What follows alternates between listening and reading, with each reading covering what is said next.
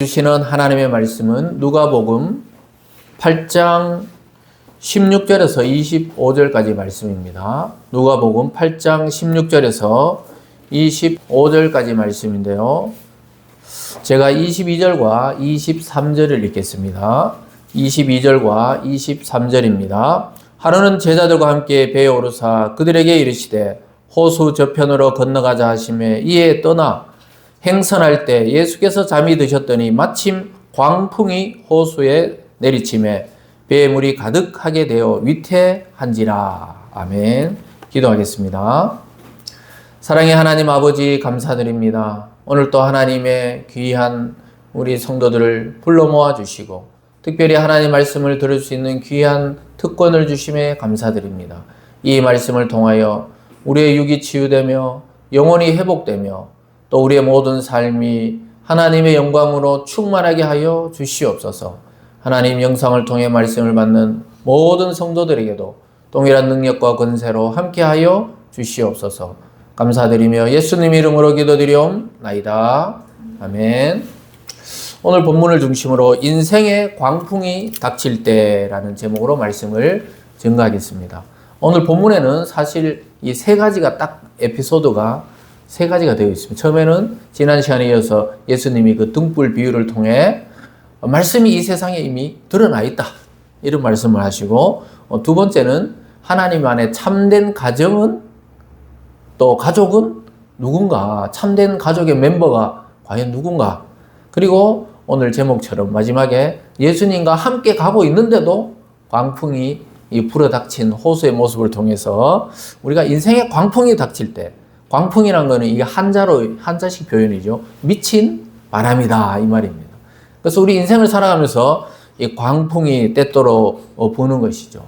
여러분은 어땠는지 몰라도 저는 지난 한 주 동안 인생에 광풍이 몰아닥치는 것을 한꺼번에 그냥 일주일이 어떻게 지나간지 모르게 좋은 일도 있고 또 여러 가지 어려움을 당하는 소식도 듣게 되었습니다. 특별히 어떤 전사님은 친정 어머니가 또 이 말기 암이다. 그리고 어떤 분은 자신이 암이다. 또 어떤 분은 아내가 암으로 돌아가신 그런 일주일 동안 이 소식을 들으면서 참 인생이란 것이 잔잔한 바다 같지만 사실은 우리가 잔잔할 때보다는 풍랑이 언제 일어날지 모르는 이 바다와 같구나. 다들 갑작스럽게 맞닥뜨리거든요. 물론 건강검진을 하거나 또 그냥 배가 아파서 갔는데 보니까 이미 손쓸 수 없다거나, 아니 그리고 또 이미 치료된 줄 알았는데 다시 재발된다거나, 이런 일이 있을 때 우리는 정말 원치 않는데도 이런 일들이 일어나는 것을 보게 됩니다. 그래서 집채만한 파도가 우리가 태풍 올 때 보면은 집채만한 파도가 정말 그 해운대 그 바닷가에 있는 그 멋진 아파트들을 치고 들어오는 걸 보게 되잖아요. 평소에 가보면 너무나 아름다운 그 바다인데 광풍이 불 때 보면은 감당할 수 없는 그러한 비와 바람과 파도가 치는 걸 보게 되는데, 우리 인생이 그런 거예요. 어떤 분들은 그래요. 나는 지금까지 그렇게까지 광풍이 없었는데 좀 기다려 보세요. 예수 믿는 자들은 반드시 고난의 광풍을 통해 하나님이 야들야들하게 연달시킬 때가 와요. 만약에 그런 걸 받기 싫으면 어떻게 해야 됩니까? 이미 광풍을 맞은 것처럼 납작 엎드려가지고 하나님께 나 그런 거 안 맞아도 되니까 확실히 믿습니다, 이렇게 해서 그렇게 살면 하나님이 또 조용히 지나가게 할 수도 있지만 우리 뜻대로 안 되죠. 죽음도 질병도 또 사고도 또 그리고 지나가다가 어디 불이 나는 것도 거기 불이 나고 싶어 난 게 아니잖아요. 그래서 사실은 겉으로 드러난 것도 그렇지만 우리 마음의 문제예요. 요즘 현대인들은 이 마음에서 밀려오는 이 광풍이 또 있다는 거예요. 마음에서 막 죽고 싶어가지고 요즘 하루에 40명 이상씩 그냥 스스로 목숨을 끊는다거나 그런 일들, 또 남을 죽이고 싶다는 이 광풍이 속에서 일어나가지고 괜히 길 가던 있잖아요. 이거 남의 귀한 그 딸 여고생을 해코지해서 죽인다든가, 이게 광풍이 부는 거거든요. 오늘 여기 보면요, 나중에 예수님이 그 광풍을 잠잠하라, 꼭 사람에게 명령하듯이 잠잠하라 하잖아요. 그래서 그 바람 뒤에 뭐가 있다고요? 마귀의 역사가 있다는 걸 예수님은 아시는 거예요. 이 겉으로 드러나는 자연현상 그 이면에, 너머에 마귀의 역사가 있다는 거예요. 여러분, 질병을 누가 줍니까? 귀신이 드는 거는 또 누가 줘요? 전부 그 우두머리 마귀가 지금 확 활개치는 거예요. 그래서 막 우리나라에 뭐 요즘 왜 이렇게 암 환자가 많은 거예요? 제가 혼자 막 생각하면서 어제 서울에 뭐 잠깐 조문을 갔다 오면서 야, 도대체 왜 이렇게 많은 거야? 이랬는데 이 전부 마귀의 바람, 이 귀신의 바람. 그래 막 신비주의 아닌가 이러는데 그게 아니고 오늘 예수님이 바람을 잠잠케 하는 거 보면요. 그냥 그 바람 뒤에 역사하는 이 자연 현상이지만 그 뒤에 역사하는 이 악마, 이 악한 영, 마귀들의 역사를 보게 됩니다. 그러니까 사람은 그렇게 있잖아요. 이 젊은 나이에 죽음으로 몰아가고 그 수많은 있잖아요. 그 고등학생들, 대학생들, 이 젊은 사람들이 스스로 막 예?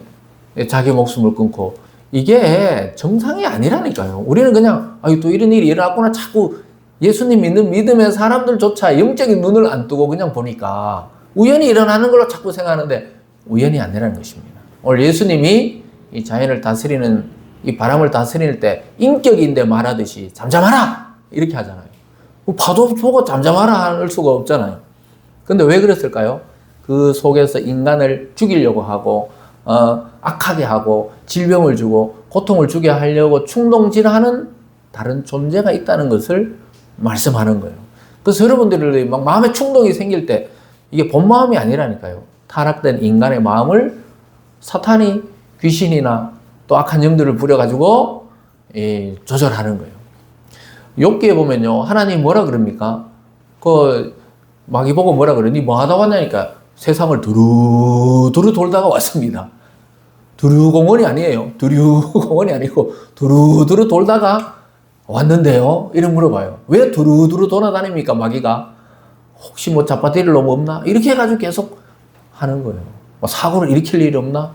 그냥 막 집단적으로 어디 막 있잖아. 뭐 이태원 같은 데서 사람이 깔려 죽을 때 우리는 막 길이 좁아서 그렇다. 내리막이어서 그렇다. 물론 현상적으로는 그렇지만은 사탄이 몰아붙이는 거예요. 이건 분명한 사실입니다. 성경에 보면요. 미친 광인이 있었잖아요. 오늘은 광풍이지만 그 미친 광인을 누가 잡고 있었어요? 막 2,000마리 돼지떼에 들어가야 되는 귀신이 들어가 있었잖아요. 그러니까 2,000마리 나가라 하니까 돼지떼로 쫙 나가가지고 호수에 가서 몰살해서 2,000마리 돼지가 죽었잖아요. 그 우리는 눈에 보이는 현상만 자꾸 생각하는데 그러니까 교회를 다녀도 우리가 너무 있잖아요. 이성적으로 논리적으로 교양 있게 이렇게 생각하다 보니까 그냥 주님의 말씀은 좋은 우리에게 지식입니다. 이렇게 하면 안 돼요.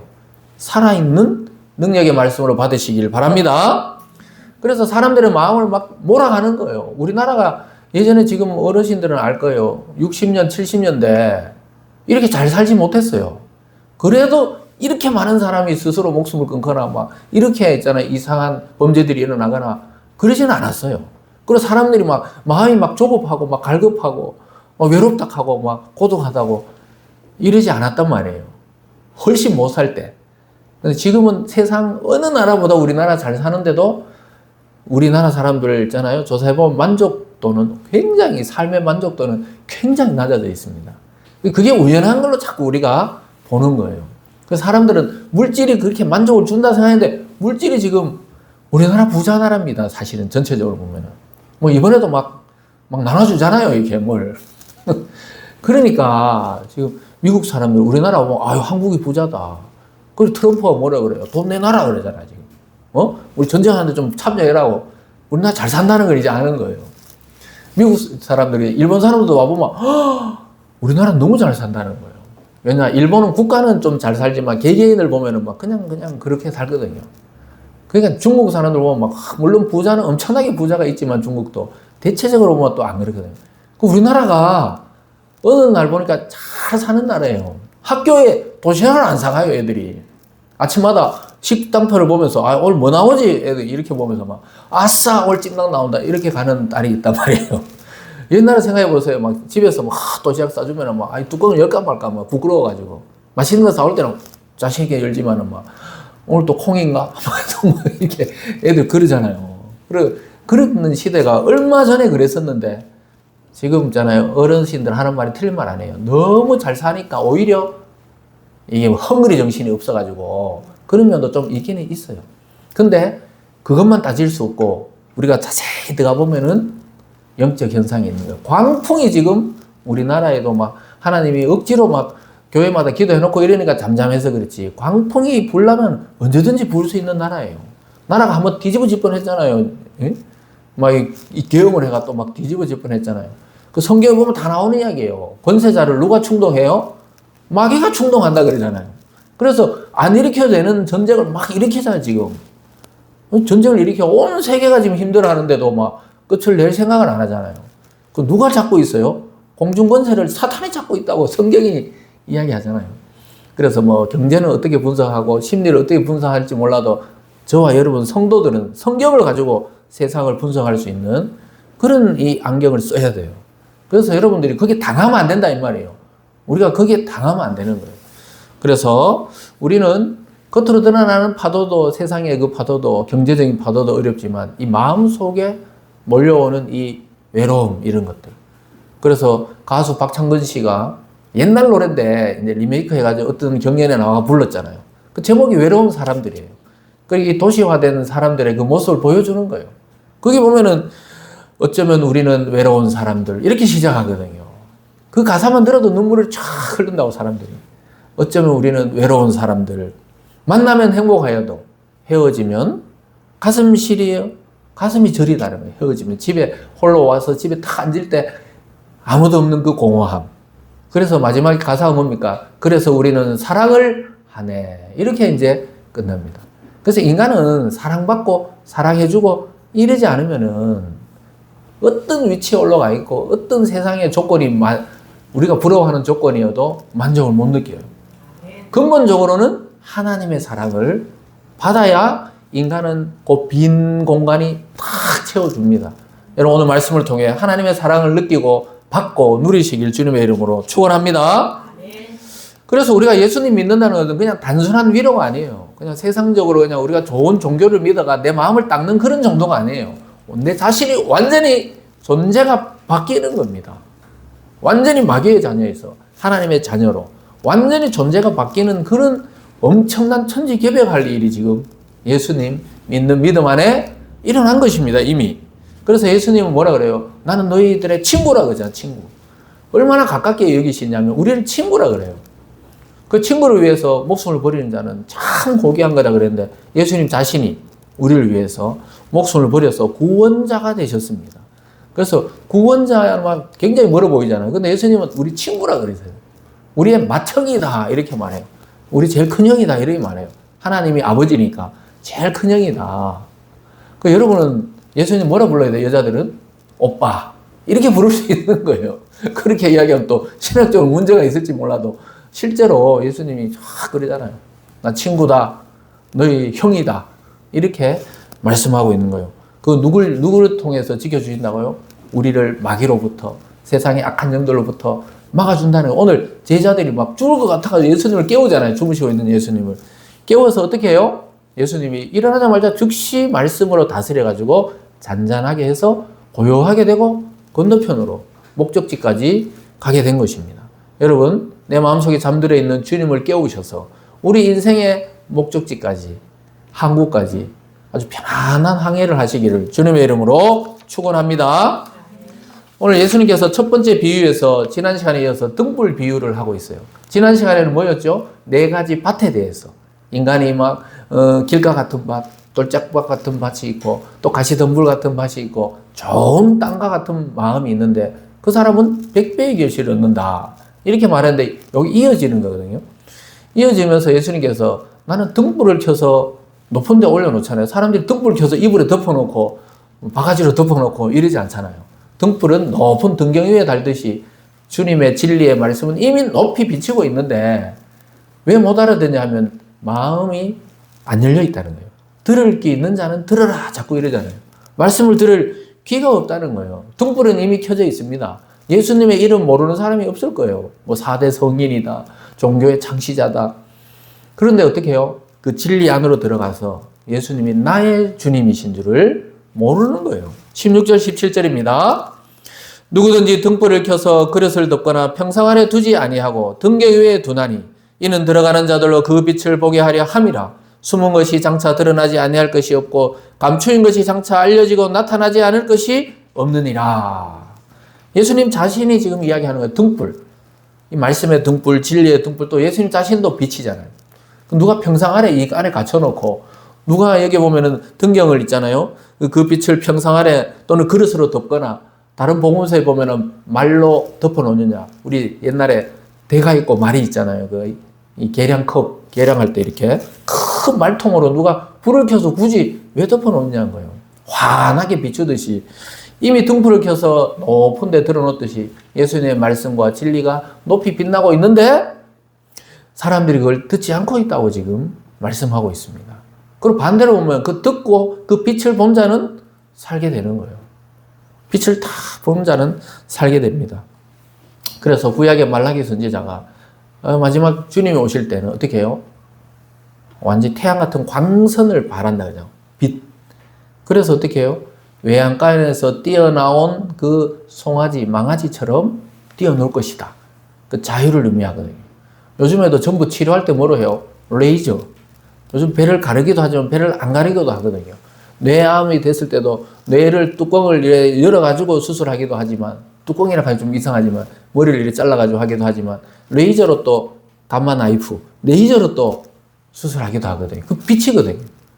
그 같이 예수님이, 하나님이 우리의 빛으로 들어오시면 우리 영혼의 이 나쁜 덩어리, 그런 세포들이 싹 사라지고 어떻게 해요? 깨끗하게 치료돼가지고 하나님과 우리가 원활하게 교통이 되는 것입니다. 그래서 예수님은 빛이라 그랬어요. 나는 빛이요 생명이다. 그러니까 예수님은 빛입니다.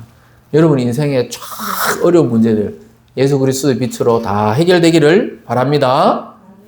그러면서 예수님이 듣는 자의 책임이란 거예요. 이제 이미 등불처럼 다 빛나고 있으니까 이제 듣는 자의 책임이라고 그래요. 18절입니다. 함께 읽습니다. 시작. 그러므로 너희가 어떻게 들을까 스스로 삼가라. 누구든지 있는 자는 받겠고 없는 자는 그 있는 줄로 아는 것까지도 빼앗기리라 하시니라. 어떻게 들을까 스스로 삼가하라. 스스로 돌아보라는 거예요. 말씀을 듣는 귀가 있어야 됩니다. 자기 마음대로 주님의 말씀을 해석해도 안 되지만 말씀을 그냥 글로만 읽어도 안 돼요. 항상 말씀을 읽을 때 소리 내어서 기도하고 성령께서 이 뜻을 알려달라고. 그럴 때 어떻게 됩니까? 그게 해석이 되면서 진짜 육체의 병도 빛처럼 치유가 되고 영혼의 병도 치유가 되고 구원으로 결국 인도하게 되는 것입니다. 그래서 우리가 매일 말씀을 묵상하고 그 말씀을 읽고 그것이 습관이 되면서 어떻게 돼요? 100배의 결실을 나중에 맺게 됩니다. 말씀이 선포될 때 그럴 때마다 여러분 귀를 기울이세요. 오늘 또 설교자를 통해 말씀을 들을 때 또 영상을 통해 말씀을 들으실 때 오늘 나에게 주시는 하나님의 말씀을 목사님을 통해서 전달하고 있구나. 내가 만들어낸 말씀이 아니고 하나님이 저를 통해 여러분에게 또 저 자신도 전하면서 지금 듣고 있거든요. 제가 글을 원고를 써서 이렇게 설교를 준비할 때 하고 전할 때 하고 완전히 달라요. 저도 저의 이 말씀을 지금 듣고 때로는 흥분이 되기도 하고 때로는 기분이 좋아지기도 하고 때로는 가슴 아프기도 하고 이 설교를 해보면은 아마 설교자들은 다 알 겁니다. 그냥 연설하고 달라요. 연설하고 완전히 달라요. 하나님의 영이 말씀 속에 역사하기 때문에 그런 것입니다. 그래서 여러분 늘 듣던 말씀인데 어느 날 능력으로 내 속에 싹 들어와요. 치료로 싹 들어옵니다. 그리고 구원으로 나를 이끄는 말씀으로 내 속에 들어와 자리 잡아요. 아주 놀라운 이야기입니다.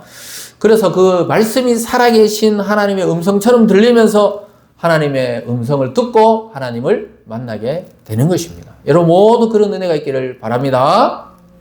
오늘 두 번째로 보면요.